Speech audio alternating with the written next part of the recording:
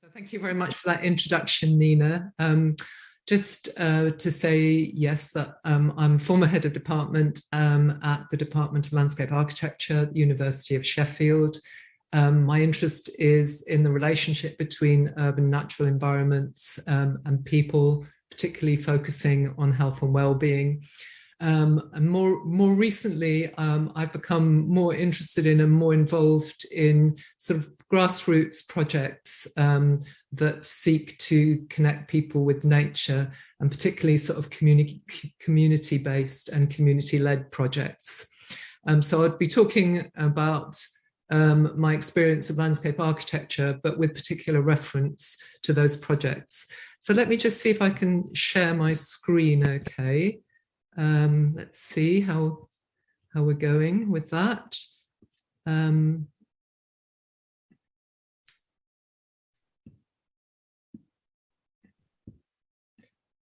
So can you all see my presentation? I know you can see yourselves as well. I don't know how to get rid of you. I mean that in the nicest possible way. Does anyone, I know, I'll just minimize this here, just a second. Here we go. Don't worry, Anna, we can't see ourselves. Yeah. Oh, you can't see yourselves. Yeah. Good. Okay. So, yeah, so I'm going to be sort of talking about 10 things to consider when designing your site. So when we think about garden design or landscape architecture, we often think about, hiring a landscape architect maybe, or a garden designer. They produce the design, and then you commission some contractors who build and deliver that design. Well, it would be great if we all had the resources to do that, but I suspect that most community-led projects don't work in that way at all, and that the process of design is a much more sort of incremental process, where the design happens in stages in accordance with the resources that are available at any given time, and in accordance with the kind of skill sets of the people who are involved and their ability to contribute at any given time. So that kind of design is much more of a kind of slow burner, a slow process. And it's that kind of design I'm going to be talking about this morning, or this afternoon. Let's have a look. Yeah, so just make sure, yeah. So my first kind of big tip is that you should think about making spaces, not kind of collecting making a collection of objects and putting them into your space. And the reason for that is, if you just think about the object, so you might be thinking, I'll have a sand pit, I'll have some benches, I'll have some raised beds. And if all you think about is just putting those objects into the space, you'll end up with a collection of objects that looks a bit like this. And if you imagine this view without the sky, without the houses, just looking at those objects, it's not really, it's not a place, and it's certainly not a natural environment. It's just a collection of things. And there's so much more scope to create places that are attractive, functional, busy, quiet, exciting, stimulating, if you use a much greater range of raw materials, really, to provide settings for all the things that you want to do on your site. So my talk is really going to be focused around how you can assemble all those raw materials that are at your disposal and make really kind of exciting, stimulating and functional places that are good for people and good for nature as well. So the first kind of big piece of advice is, really look at what you've got on site, because there's probably so much on site that you can reuse. So, if you think about sites you might have encountered, or maybe just your own garden, or a local green space, there's things like variation in topography and levels. There's often kind of bits of architecture and structures that are left over from previous uses things like, walls or dry stone walls if you're in Yorkshire, or kind of old gate posts or steps even. There's vegetation, very, very importantly. So in this image, for example, you've got 3 vegetation layers. You can just about sort of see the tree layer at the top there, and you can see this kind of shaggy looking hedge in the middle, and then below that there's this kind of tall herb layer. Now all of that gives you raw material to work with, and probably all you need to do is to sort of tame it a little. Perhaps you clear a little bit and make spaces for what you want to do. So think of it as kind of subtracting rather than adding. You've got this fantastic site that's probably got a lot of kind of valuable things already going on. So really think about how much of that stuff that's already there you can use. And things like kind of structures and steps and old bits of stone, they've got this kind of patina and quality of kind of history and everything that might have happened there in the past. And it's very difficult to recreate that if you're creating something from new. So those kind of things that you found, those found objects, they have a real quality which will add something extra to your site. But I really can't emphasize enough how important that vegetation is. And all it needs is a bit of tidying up and putting a sort of a few sort of orderly frames around it to make it look like it's kind of intentional and cared for people to appreciate it in a completely different way. So I would say what not to do. This is not an example of what to do, it's an example of what not to do, is this, which is a typical response to a site.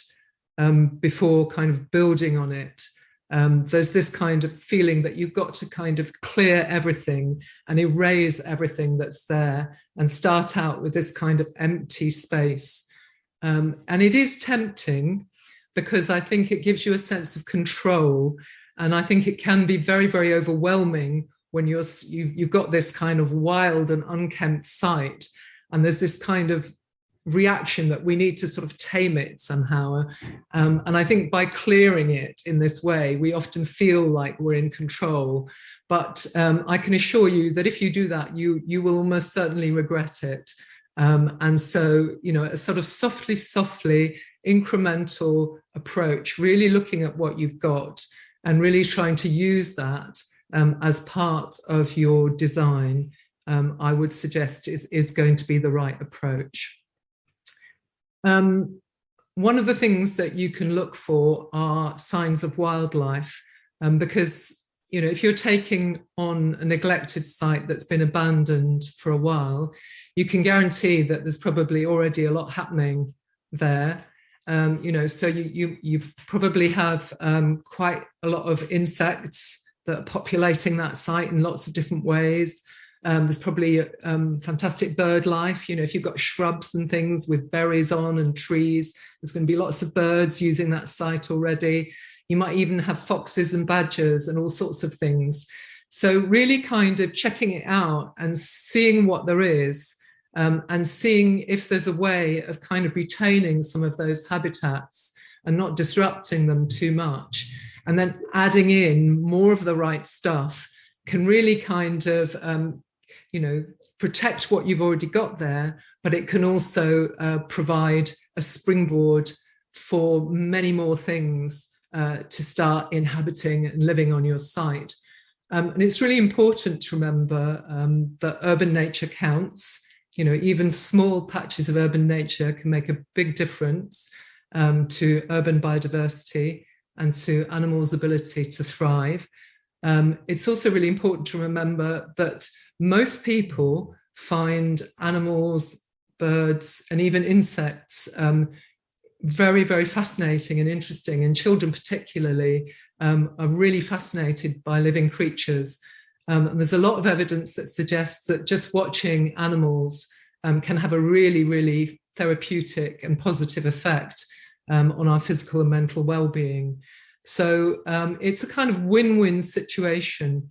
And of course, if you're planning to grow vegetables or fruits, you pollinators, all those insects that fertilize your plants, vitally important. You're not going to get any veg or fruit without pollinators. So really encouraging those bees and butterflies and other insects, really, really important. Sunshine, so solar aspect, very, very important. It's something that I'm very aware of because my heritage is Scandinavian, and in Scandinavia we're absolutely sun seekers. Any little bit of sun and we're out there sort of sunbathing, and so we're very aware of solar aspect and where the sun comes from.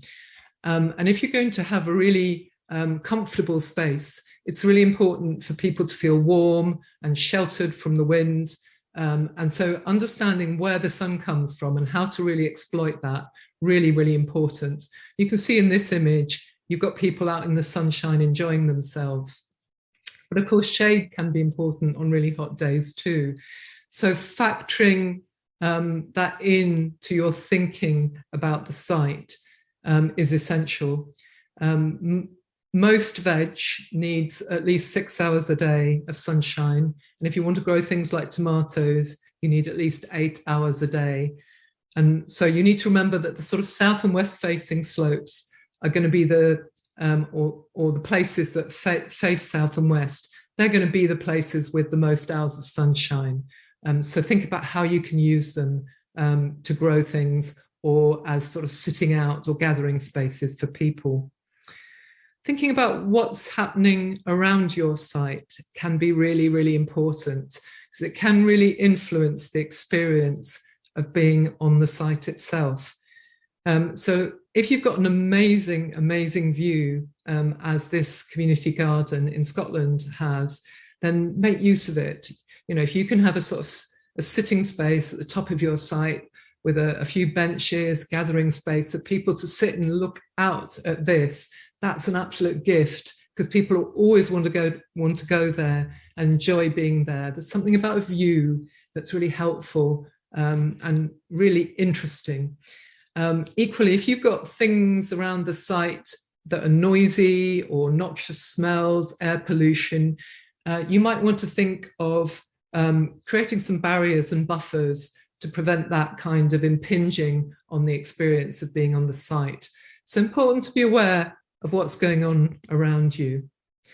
Soil types, nothing to get too worried about, I would say, but it's something to start considering. So very often, even on one site, there's huge variation in soils. So you can have very dry soils if you've got soils that are under trees or bushes, and you can have soils that are much damper or even waterlogged. And the kind of moisture level in the soil will determine what you can grow there and what thrives there. There's also considerations around whether you've got a kind of alkaline or an acid soil, which you could also think about. Most plants, you'll be happy to hear, are generalists. So most plants will grow across quite a wide range of different soils. But gradually familiarizing yourself with your soil is important. You can buy a soil testing kit, but equally you can just ask a knowledgeable person or a grower, another allotment holder in your area, and they'll be very happy to share their experience with you.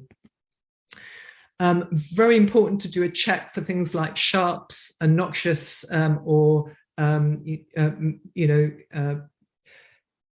materials that could cause problems, things like asbestos or discarded needles, things like that. So yes, important to sort of scour the site for those and dispose of them safely. And usually the local authority can give you advice about doing that. So you're probably starting to realize that there are lots and lots of things that you need to factor into your design. And it's often helpful to think of it as a sort of, there's a series of layers of things that you can look at separately, but you also need to try to fit them together, so that when you start kind of laying out your site and thinking about all the things that you want to do on it and where you're going to locate all those different functions, that you bear all of these multiple issues in mind. And then you also have to, as you start to locate things around the site, you also have to consider how you're going to enable people to move around from one thing to another. So how are people going to move through the site? And how are you going to get things like machinery or tools and equipment around the site? How are you going to enable people with different levels of mobility to access all parts of the site safely and conveniently? And it's really important to remember that as soon as you've got a site that's open to the public, you've got to allow masses more space than you would in a private garden. So in a private garden, you can get away with very small paths and gathering spaces.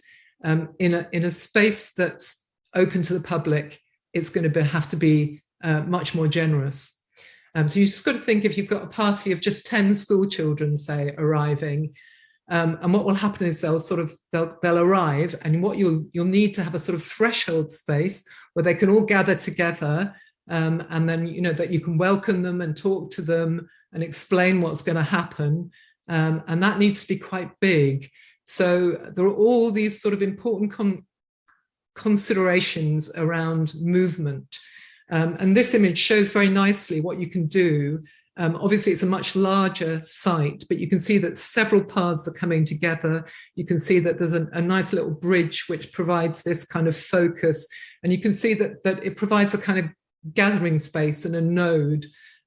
So paths can be social spaces as well. I know I'm probably run out of time, so I'm going to move on quickly.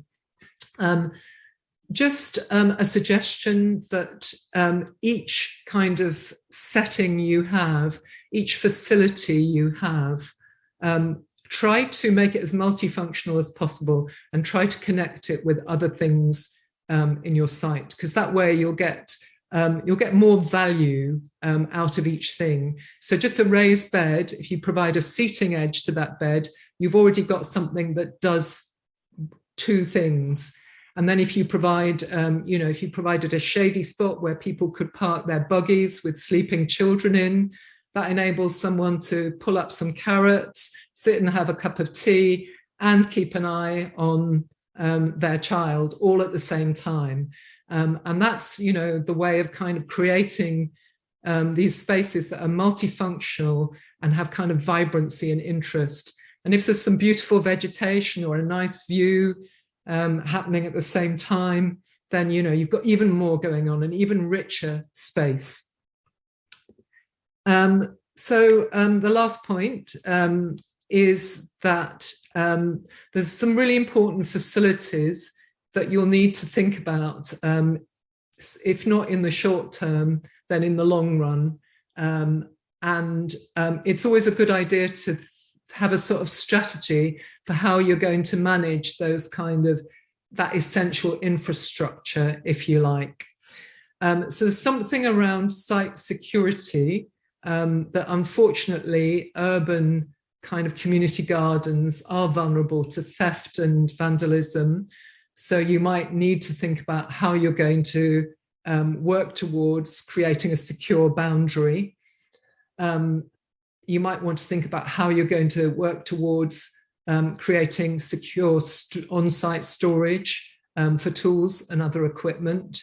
There's something around having a toilet and washing facilities that can be extremely important to enable a wide range of people to use the site, because for very, very many people, actually, having access to a toilet is very important for spending significant amounts of time in a place. So it may not be something you can do straight away, but it may be something that you work towards, or you may be able to borrow facilities from somewhere else. And then lastly, water is really, really important, although there's fantastic scope for creating kind of water collection facilities on site, so you can kind of save rain and reuse it. That's probably unlikely to be enough, because we are approaching a period of climate change. We're in a period of climate change where there are periods of drought, And if you don't want all your precious plants to sort of wither away, you do need to have access to a water supply. So again, that's something to think about in, perhaps in the short to medium term. How are you going to manage that? So I'm sure that I've run out of time now, so I want to stop. But I want to say that gardening, working with nature, working with wildlife, creating a nature space is a process. And you will certainly have failures as well as successes. But learning by experience it's a wonderful process. So, don't get demoralized by the failures, celebrate your successes, and absolutely enjoy the process.